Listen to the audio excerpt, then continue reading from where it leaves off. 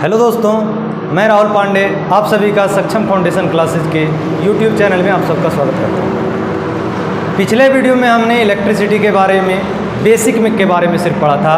आज हम लोग उसी को रिज्यूम आगे कर रहे हैं। आज हम लोग को मेन पढ़ना है Ohm's law, resistance, resistivity, heating effect of current,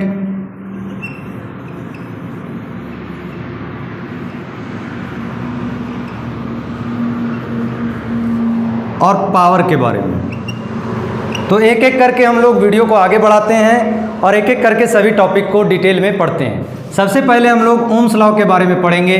Ohm's law होता क्या है, यहाँ पर लिखा हुआ है ओम्स लॉ।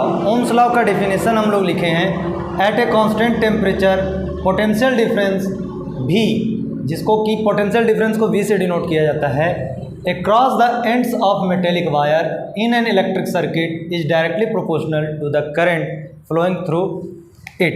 यानी कि पोटेंशियल डिफरेंस V जो होता है वो डायरेक्टली प्रोपोर्शनल होता है करंट I के। प्रोपोर्शनैलिटी का साइन हटाने के लिए हम लोग एक कांस्टेंट लगाते हैं जिसका नाम होता है R, V equal to IR, where R is resistance, where R is resistance. Resistance होता क्या है, किसी भी कंडक्टर का वो प्रॉपर्टी जिसके कारण कि वो अपने थ्रू, यानी कि property of any conductor due to which it resist flow of electron through it, अपने से होकर के करंट का फ्लो को जो भी प्रॉपर्टी होता है रोकता है, उसे ही हम लोग कहते हैं रेजिस्टेंस। यहाँ पर ग्राफिकल रिप्रेजेंटेशन दिया गया है ओम्स लॉ का। यदि पोटेंशियल डिफरेंस, ये पोटेंशियल डिफरेंस है PD, इसको V से डिनोट किया जाता है, और ये करंट I है, इसको एम्पियर इसका SI यूनिट होता है। यदि पोटेंशियल डिफरेंस 0.4 वोल्ट है तो करंट 0.1 एम्पियर होगा। इसी का जस्ट डबल, यदि 0.8 वोल्ट है पोटेंशियल डिफरेंस तो 0.2 एम्पियर करंट होगा। यदि 0.4 का 3 टाइम्स है 0.12 वोल्ट पोटेंशियल डिफरेंस है तो 0.3 एम्पियर करंट होता है। इसी तरह से आगे बढ़ते रहेगा, यानी कि जो रेशियो है V बाई I का, जो रेशियो है V बाई I का रेशियो हमेशा ही कांस्टेंट होता है, और उस कांस्टेंट को ही हम लोग कहते हैं R। यानी कि इस ग्राफ में ये जो लाइन डिनोट कर रहा है ये रेजिस्टेंस R को डिनोट करता है। रेजिस्टेंस का SI यूनिट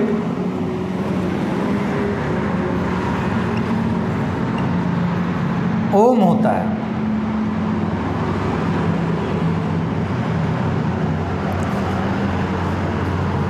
हम लोग V इक्वल टू IR अभी फॉर्मूला जस्ट पढ़े हैं, यहाँ से हम रेजिस्टेंस का फॉर्मूला निकाल सकते हैं, R equal to V by I।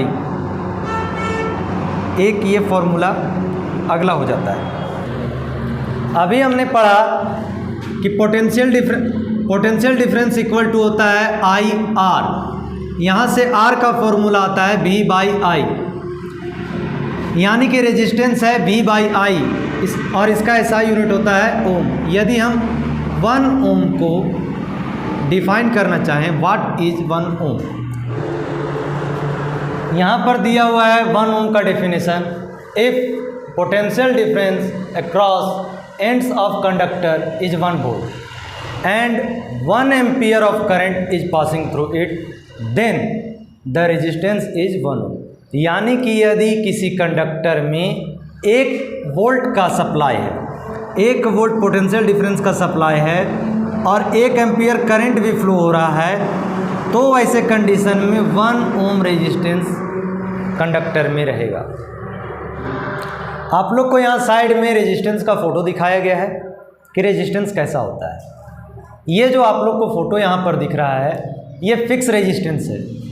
इसका जो रेजिस्टेंस है उसको हम चेंज नहीं कर सकते हैं। जैसे यदि 4 ओम का यदि यहाँ पर रेजिस्टेंस लगा हुआ है तो इस केस में ये 4 ओम का ही रेजिस्टेंस रहेगा, मगर किसी किसी डिवाइसेज में हम लोगों को ज़रूरी होता है कि हम लोग रेजिस्टेंस को चेंज करें, समय के अनुसार रेजिस्टेंस बदल जाए, तो वैसे कंडीशन में हम लोग वेरिएबल रेजिस्टेंस का इस्तेमाल करते हैं। और जो डिवाइस वेरिएबल रेजिस्टेंस लाता है उसका नाम होता है रियोस्टेट।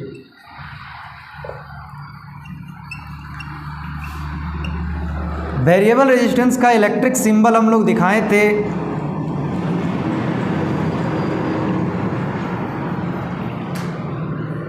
सिर्फ रेजिस्टेंस के ऊपर से एक ऐसे एरो दे देते हैं, या तो फिर रेजिस्टेंस पर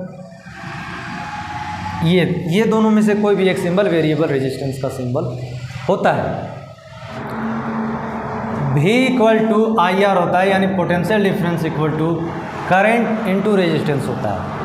यहाँ से यदि हम सिर्फ करंट का फॉर्मूला निकालना चाहें तो करंट इक्वल टू होगा V बाई आर, और इक्वल टू का साइन हटा करके हम यहाँ प्रोपोर्शनैलिटी का साइन लगा देते हैं। V is inversely proportional to R, यानी कि किसी भी सर्किट में करंट कितना जा रहा है वो डिपेंड करता है रेजिस्टेंस पर। जितना ज़्यादा रेजिस्टेंस होगा उतना ही कम सर्किट में करंट फ्लो होगा, और जितना कम रेजिस्टेंस होगा उतना ही ज़्यादा सर्किट में करंट का फ्लो होगा।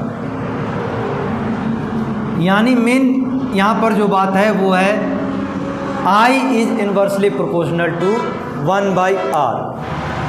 अब कुछ फैक्टर्स हैं जिस पर कि रेजिस्टेंस डिपेंड करता है, यानी factors on which resistance of conductor depends. इसके 3 फैक्टर होते हैं। पहला होता है on length of conductor,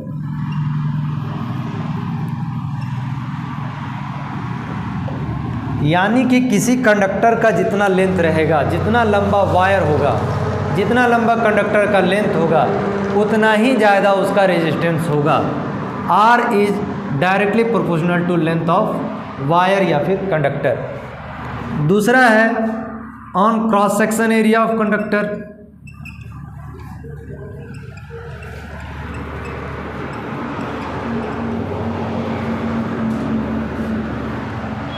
R is inversely proportional to cross section area of conductor. जितना ज़्यादा चौड़ाई रहेगा, क्रॉस सेक्शन कहते हैं किसी भी तार को यदि हम कट करते हैं तो सामने जो दिखता है हम लोग को स्फेरिकल सरफेस दिखता है, इसी को कहा जाता है क्रॉस सेक्शन एरिया। किसी भी वायर का क्रॉस सेक्शन एरिया अगर हम निकालना चाहें तो एरिया इक्वल टू होता है पाई आर स्क्वायर। और लास्ट जो फैक्टर होता है वो होता है नेचर ऑफ मटेरियल, यानी मटेरियल किस चीज़ का बना हुआ है, क्या उसका नेचर है, इस पर डिपेंड करता है रेजिस्टेंस। रेजिस्टेंस मेनली 3 फैक्टर्स पर डिपेंड करते हैं। पहला है ऑन लेंथ ऑफ कंडक्टर, दूसरा है on cross section area of conductor, और लास्ट है नेचर ऑफ मटेरियल। एक और होता है जिसको कि हम लोग को इस क्लास में नहीं पढ़ना है, सीनियर क्लासेज की वो चीज़ है टेम्परेचर। हम लोग को इस क्लास में टेम्परेचर जो फैक्टर होता है उसके बारे में नहीं पढ़ना है। यदि हम तीनों इक्वेशन को सम अप कर दें, तीनों फैक्टर्स को सम अप कर दें, एक साथ कर दें, तो यहाँ से हमको रेजिस्टेंस का एक फॉर्मूला मिलता है, और वो फॉर्मूला होता है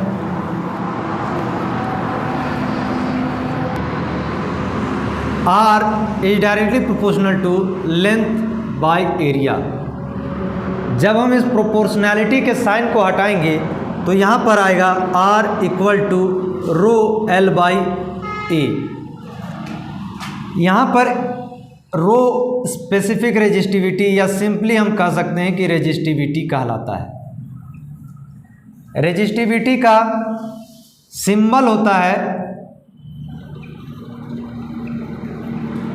रो। SI यूनिट इसका होता है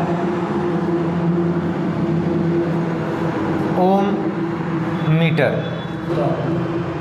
अगर रेजिस्टिविटी का डिफिनेशन कहें तो वो होता है the ability of material. Resistance में हम लोग कहते हैं कंडक्टर का एबिलिटी या प्रॉपर्टी, और रेजिस्टिविटी में कहते हैं मटेरियल का एबिलिटी या प्रॉपर्टी, जिसके कारण कि वो इलेक्ट्रॉन के फ्लो को रेजिस्ट करता है। जो भी मटेरियल जिसका भी रेजिस्टिविटी ज़्यादा होगा, जिस भी मटेरियल का रेजिस्टिविटी ज़्यादा होगा वो ऑटोमेटिक ही उसका रेजिस्टेंस भी हाई होगा, यानी कि resistance is directly proportional to resistivity of material. Resistance को जो मेजर करने का जो डिवाइस होता है, जैसे करंट को मेजर करने के लिए एक डिवाइस होता है जिसे हम लोग एमीटर कहते हैं, वोल्टेज यानी पोटेंशियल डिफरेंस को मेजर करने के लिए जो डिवाइस होता है उसको वोल्टमीटर कहते हैं। उसी तरह से रेजिस्टेंस को जो मेजर करने का डिवाइस होता है उसको ओम मीटर कहते हैं। यहाँ पर आप लोग को सामने स्क्रीन पर दिख रहा होगा ओम मीटर कैसा होता है।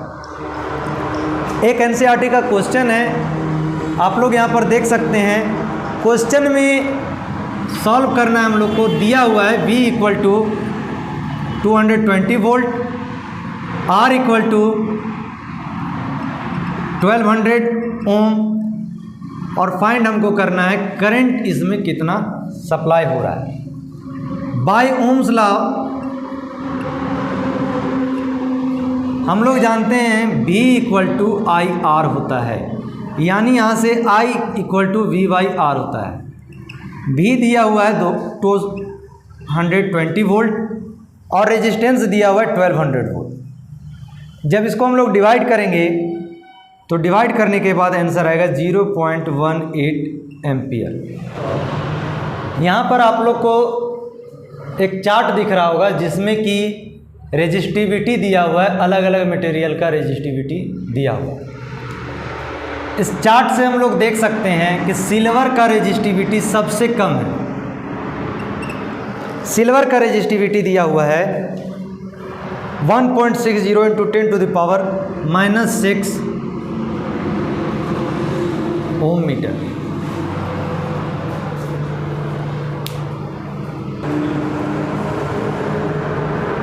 पूरा चार्ट को तीन मेन में डिवाइड किया गया, तीन चीज़ों में। एक है कंडक्टर, एक है एलॉय और लास्ट है इंसुलेटर। जिसका रेजिस्टिविटी सबसे कम हो उसको कंडक्टर कहा जाता है, जिसमें कंसिडरेबल रेजिस्टिविटी हो उसको एलॉय कहा जाता है और जिसमें हायर रेजिस्टिविटी हो उसको इंसुलेटर कहा जाता है। सबसे कम रेजिस्टिविटी होता है सिल्वर का 1.60 into 10 to the power -6 ohm. Alloy का हम लोग इस्तेमाल करते हैं क्योंकि इसमें बहुत ज़्यादा रेजिस्टिविटी होता है, कंसिडरेबल अमाउंट में होता है, जो कि हम लोग को ज़रूरत है। अक्सर इसका इस्तेमाल उन चीज़ों में किया जाता है जिसमें कि हीटिंग का ज़रूरत हम लोग को पड़ता है, जिसको कि आगे के टॉपिक में हम लोग हीटिंग इफेक्ट ऑफ करंट में पढ़ने वाले हैं। अब हम लोग ग्रुपिंग ऑफ रेजिस्टेंस पढ़ने वाले हैं। रेजिस्टर दो तरह से ग्रुप होता है, एक सीरीज में होता है और दूसरा पैरेलली होता है। पैरेलल और सीरीज में जो कॉम्बिनेशन या ग्रुपिंग होता है इसको हम लोग थोड़ी देर बाद पढ़ने वाले हैं। मगर कुछ चीज़ें हैं जो कि हम लोग को यहाँ समझ लेना होगा कि सीरीज या पैरेलल में जब ग्रुपिंग होता है तो क्या क्या चेंजेस होता है। पोटेंशियल डिफरेंस सीरीज में चेंज होता है, हर एक रजिस्टर का अलग अलग डिफरेंट पोटेंशियल डिफरेंस होता है, मगर करंट सेम रहता है, नॉट चेंजेज।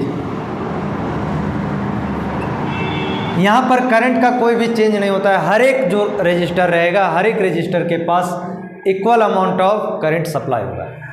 वही जब पैरेलल होता है तो पैरेलल में पोटेंशियल डिफरेंस सेम रहता है, यानी कि ये चेंज नहीं होता है। हर एक रजिस्टर के लिए पोटेंशियल डिफरेंस सेम रहता है, मगर करंट हर एक रजिस्टर के लिए चेंज हो जाता है, यानी कि अलग अलग डिफरेंट रहता है। एनसीईआरटी में कुछ और भी न्यूमेरिकल्स दिए गए हैं, मगर हम लोग उसको न्यूमेरिकल का एक डेडिकेटेड वीडियो बनाएंगे जिसमें कि सारे न्यूमेरिकल्स को अच्छी तरह से हम लोग समझेंगे और पढ़ेंगे। इसमें सिर्फ हम लोग टॉपिक को क्लियर कर रहे हैं ताकि कंसेप्ट हमारा क्लियर रहे, जिसके बाद की न्यूमेरिकल्स को हम आसानी से बना सकें और पढ़ सकें।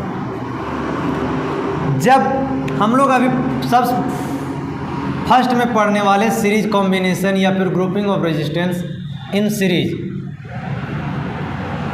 सीरीज कॉम्बिनेशन में मान लेते हैं हम कि 3 रेजिस्टेंस को लिए हैं, एक R1 रेजिस्टर है, दूसरा R2 है और तीसरा R3 है। यानी कि हर एक रजिस्टर का जो एफिशिएंसी है वो अलग अलग है। इसको जब हम सर्किट में ड्रॉ करेंगे, एक potential difference source of current से जब इसको ज्वाइन करेंगे, यहाँ पर एक एमीटर लगाते हैं ताकि हम लोग करंट को रीडिंग करें और सर्किट कंप्लीट कर दें। हर एक रेजिस्टेंस के पास अलग अलग वोल्ट मीटर अपना दे देते हैं।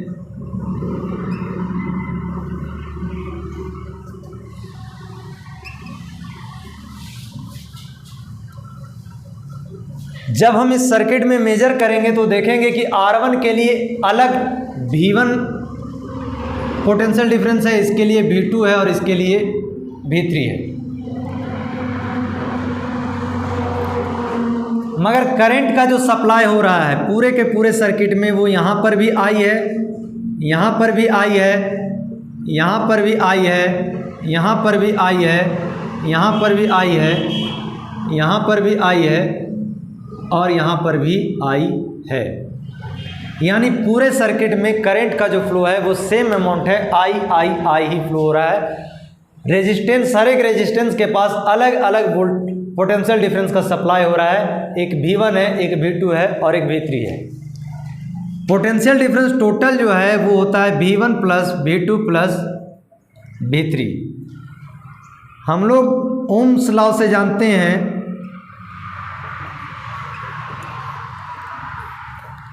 ओम्स लॉ कहता है कि potential difference V equal to I into R, V equal to V1 plus V2 plus V3 होता है। बाय ओम्स लॉ से V इक्वल टू IR होता है। V को हम लोग लिख सकते हैं V1 plus V2 plus V3 equal to IR equivalent. R equivalent का मतलब है कि टोटल नेट रेजिस्टेंस इस सर्किट में कितना हो रहा है। V1 को हम लोग लिखेंगे IR1, V2 को लिखेंगे IR2, V3 हो जाएगा IR3 equal to IR equivalent. IR1 इसलिए लिखें क्योंकि V इक्वल टू IR होता है, यानी कि V1 इक्वल टू I हर एक केस में, हर एक रेजिस्टेंस के लिए, हर एक रेजिस्टर के लिए सेम है, सिर्फ रेजिस्टर ही बदल रहा है। इसीलिए I इक्वल टू R1 होगा, V1 इक्वल टू IR1 होगा, V2 इक्वल टू IR2 होगा, V3 इक्वल टू IR3 होगा। यहाँ से जब I को हम कॉमन ले लेंगे तो बचेगा R1 plus R2 plus R3 equal to IR equivalent. I cut जाएगा, यानी R equivalent equal to R1 plus R2 plus R3। यानी कि जब कॉम्बिनेशन सीरीज में रहेगा तो नेट रेजिस्टेंस या इक्विवेलेंट रेजिस्टेंस निकालने का जो फॉर्मूला होता है वो हर एक रेजिस्टेंस को हम लोग जो सम कर देंगे, वहीं से नेट या फिर इक्विवेलेंट रेजिस्टेंस का वैल्यू हमको पता चलेगा। अगला है पैरेलल कॉम्बिनेशन। पैरेलल कॉम्बिनेशन तब होता है जब तीनों रेजिस्टेंस पैरेलली यानी कि हॉरिजेंटली कंबाइन हो एक दूसरे से और सब का एक पॉइंट हो मीटिंग का, तभी उसे हम पैरेलल कॉम्बिनेशन कहते हैं। इसको हम एक सर्किट में ड्रॉ कर दें। एक सर्किट, यहाँ पर हर एक डिवाइस का, हर एक रजिस्टर का अलग अलग अपना करंट सप्लाई होगा। यहाँ से जब करंट का फ्लो होगा तो यहाँ पर से I रहेगा, यहाँ पर भी करंट I रहेगा, मगर इस पॉइंट के बाद करंट का डिवीज़न हो जाएगा। यहाँ पर से I1 होगा, यहाँ से I2 होगा, यहाँ से I3 होगा। यहाँ पर भी I1 करंट रहेगा, यहाँ पर भी I2 हो जाएगा और यहाँ पर I3 करंट रहेगा। इस पॉइंट पर आकर के सभी करंट सम अप हो जाएंगे और यहाँ से I करंट का फ्लो होना शुरू हो जाएगा। इस पूरा सर्किट में हर एक रजिस्टर के लिए पोटेंशियल डिफरेंस सेम है, यानी कि वो V है।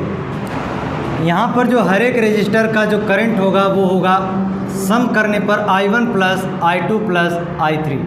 यानी कि इलेक्ट्रिक सर्किट में कितना करंट है वो तीनों रेजिस्टेंस के पास जो जो करंट गया है उसका सम होगा।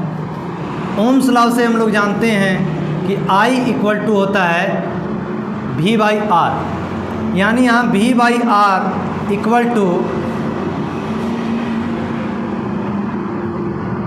I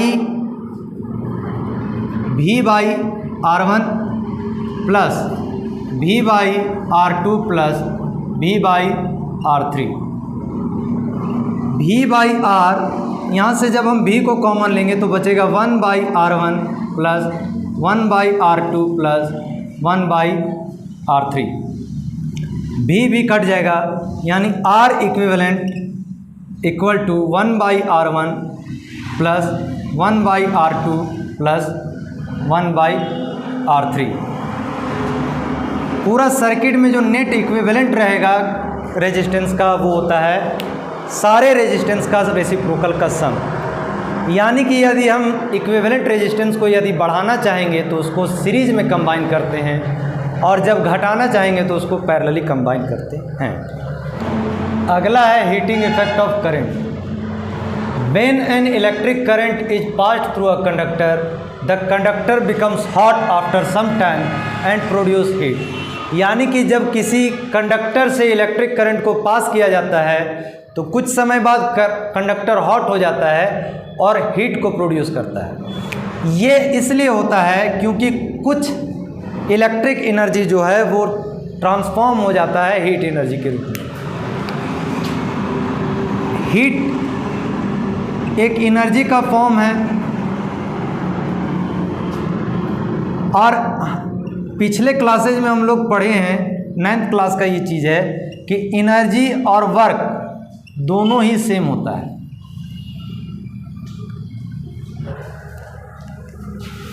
एनर्जी सिमिलर होता है वर्क डन के। पीछे हम लोग पढ़े हैं V इक्वल टू W/Q। यहाँ से जब हम लोग W का फॉर्मूला निकालेंगे तो W इक्वल टू हो जाएगा V इंटू Q। यानी कि और जब वर्क को हम लोग एनर्जी में चेंज करेंगे तो heat energy H equal to V into Q हो जाएगा। यहाँ से हम लोग Q का जब वैल्यू पुट करेंगे तो V इंटू IT हो जाएगा ये, क्योंकि Q equal to I equal to Q/T होता है। एक फॉर्मूला ये हो गया। दूसरा है H इक्वल टू V का जब हम वैल्यू पुट कर देंगे IR इंटू IT, तो ये हो जाएगा I² RT। हीट का ये दूसरा फॉर्मूला हो गया। अब हीटिंग इफेक्ट ऑफ करंट के कुछ एप्लीकेशंस हैं। पहला फ्यूज है, दूसरा इलेक्ट्रिक बल्ब है, और तीसरा इलेक्ट्रिक आयरन है। फ्यूज का फिगर आप लोग सामने देख रहे होंगे। फ्यूज का मेनली काम होता है सर्किट में करंट को ब्रेक करना। जब कभी भी ज़्यादा वोल्टेज में करंट आता है तो इसके बीच में एक कीज ऐसा रहता है, ज्वाइन किया हुआ तार रहता है, जो कि हीट होने के कारण से मेल्ट हो जाता है और पूरा का पूरा सर्किट को ब्रेक कर देता है, जिसके कारण से हम लोग के घर में जो AC, फ्रिज, कूलर जितने भी कॉस्टली चीज़ें रहती हैं वो डैमेज होने से बच जाती हैं। दूसरा है बल्ब। बल्ब का फिगर आप लोग देख रहे हैं। बल्ब में टंगस्टन का इस्तेमाल किया जाता है फिलामेंट के रूप में। टंगस्टन को क्वाइल के रूप में लगाया जाता है, क्वाइल्ड किया जाता है, ताकि उसका लेंथ ज़्यादा रहे। इसका क्रॉस सेक्शन एरिया को बहुत कम कर दिया जाता है ताकि इसका रेजिस्टेंस को बहुत ज़्यादा हाई किया जा सके, जिसके कारण से ये हीट प्रोड्यूस करे। और ये इतना हीट प्रोड्यूस करता है जिसके कारण से हीट एनर्जी ट्रांसफॉर्म हो जाता है लाइट एनर्जी में, और बल्ब लाइट को एमिट करने लगता है। लास्ट है आयरन। आयरन में नाइक्रोम वायर का इस्तेमाल किया जाता है हीटिंग करने के लिए, और नाइक्रोम कॉइल के नीचे माइका लगा दिया जाता है। माइका का फिगर आप लोग सामने देख रहे होंगे। Mica good conductor of heat होता है but bad conductor of electricity होता है, जिसके कारण से ये हीट को तो आयरन के नीचे जाने देता है मगर करंट को जाने नहीं देता है। अब लास्ट बचा है पावर। पावर क्या होता है? Rate at which electric energy is consumed in an electric circuit is called power. यानी कि पावर इक्वल टू हो जाएगा एनर्जी बाई टाइम, और एनर्जी इक्वल टू हम लोग लाए हैं I square R T by T. जब करेंगे तो P इक्वल टू हो जाएगा आई स्क्वायर आर। ये हो गया पहला फॉर्मूला। दूसरा है P equal to E by T करेंगे, और E हम लोग लिखे थे VI T। जब बाई करेंगे टाइम से इसको डिवाइड करेंगे तो टाइम कट जाएगा, यानी कि पावर हो जाएगा VI। ये हो गया दूसरा फॉर्मूला। और लास्ट है P equal to E by T, यानी कि P इक्वल टू हम यहाँ पर से I को चेंज कर देते हैं V, और I इक्वल टू हो जाता है V by R into T. जब इसको टाइम से हम लोग डिवाइड करेंगे तो T कट जाएगा, पावर इक्वल टू हो जाएगा V स्क्वायर बाई आर। ये हो गया पावर का तीसरा फॉर्मूला। पावर का जो यूनिट होता है SI यूनिट कहा जाता है वाट।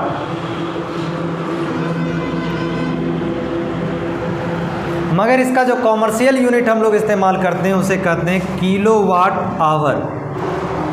1 kilowatt hour equal to होता है 1 किलो वाट में 1000 वाट हो जाएगा, इनटू जब आवर को हम सेकेंड में बदलेंगे तो ये 3600 सेकेंड हो जाएगा, equal to 3.6 into 10 to the power 6 watt second ये कहलाएगा। और एनर्जी का SI यूनिट होता है जूल, तो इसे हम जूल में चेंज कर देंगे 10 टू द पावर 6 जूल, यानी कि 1 kilowatt hour equal to होता है 3.6 into 10 to the power 6 joule. इसके साथ ही ये चैप्टर यहाँ पर ख़त्म होता है। कुछ न्यूमेरिकल्स हैं जिसको कि हम एक डेडिकेटेड वीडियो बनाएंगे सिर्फ न्यूमेरिकल्स के लिए, ताकि सारे न्यूमेरिकल्स को आप लोग आसानी से बना सकें। और आप लोग चैनल को लाइक, सब्सक्राइब और शेयर करिए ताकि वीडियो ज़्यादा से ज़्यादा लोगों तक पहुंच सके। धन्यवाद।